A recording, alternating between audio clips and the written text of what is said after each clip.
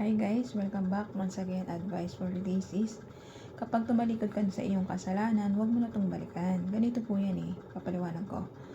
Ang isang taong hindi nagbabago, patuloy na gawa ng kasalanan niya, tapos nagbago siya, tapos bumalik uli siya sa kanyang maling gawa, ay tsak na tsak, savage yan, na malungkot yan. Savage yan, mga tao na yan na hindi makontento yan kung anong nakakukuha nila. Gusto nila yung marami pa sila. Basta ganun, hindi sila makontento sa buhay. Sila talagang savage na malungkot. Ang taong walang kakontentuhan sa pagkatao nila, ay hindi talaga yan sasaya.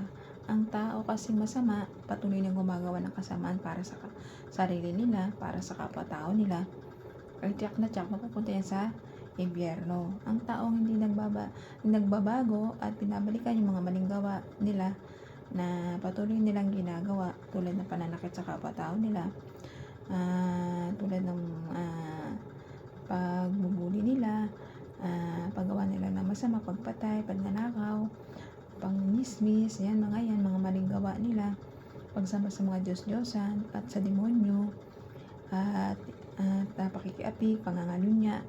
Hindi sila nagbabago, patuloy lang nilang ginagawa yung mga ganong gawa nila. Tsak na tsak ay mapupunta kayo sa impyerno. Huwag na kayo mag-expect sa paraiso kayo mapupunta. Hindi po. Mapupunta po kayo sa paraiso, sa Hades, sa impyerno. Huwag kayo magbago, patuloy lang yung ginagawa ng kasamaan. Ay tsak na tsak, doon kayo ihagis, ibabato sa impyerno, sa karagatan ng apoy na hindi namamatay. At sa mga uod na hindi namamatay, doon kayo lilinisin yung kaluluwa nyo doon. Huwag kayo mag-expect na doon kayo pupunta sa paraiso o sa heaven. No, hindi po ganun. Ang tao hindi nagbabago, patuloy na gumagawa ng kasamaan para sa kapwa nila at hindi nasunod sa mga utos ng Diyos, sa 10 utos, at higit sa lahat, hindi nagiging mabuting tao para sa kapwa-tao nila. Panay ang isip na masasama para sa kapwa-tao nila, ay tsak na tsak, mapapahamak ang kaluluwa mo at ang pagkatao mo. Tsak na tsak, dadanas ka ng lungkot, tusa at bighati dito sa ibabaw ng mundo at sa impyerno. Wala dong kapayapaan, puro kalungkutan doon sa impyerno at pagsisisi, kasi hindi ka nagbabago at nagsisisi sa mga kasalanan mo. Pero kung ikaw ay nagbabago at nagsisisi at nagbabalik loob sa ating Diyos Ama at di na binabalikan yung mga mali mong gawa at kasamaan, kasalanan, ay tsak na tsak, magkakaroon ka ng peace of mind. Tsak na tsak, babaguhin ka ng ating Diyos Amang lumikha na nasa langit. Tsak na tsak, liligtas yung kaluluwa mo sa impyerno at makasama lang natin ating mahal na Diyos Amang buhay na nasa langit, kasama ng kanyang Diyos Anak na si Jesus Christ at ang Diyos Espiritu Santo.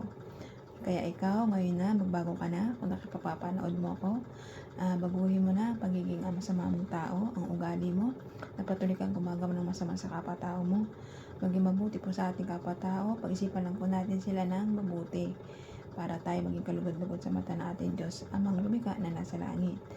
Kaya patatagin mo ang pananalig mo, lagi kang magdasal para maligtas yung kaluluwa mo sa impyerno at maging mabuting tao para sa kapwa-tao mo. At wag nang humusga o gumawa pa ng masama, at wag nang balikan to. Magpatuloy ka lang sa pagiging mabuting tao mo para maging kalugod-lugod ka sa ating Diyos Ama. Kahit hanggang dito na lang po ang advice. Ingat po tayong lahat and God bless.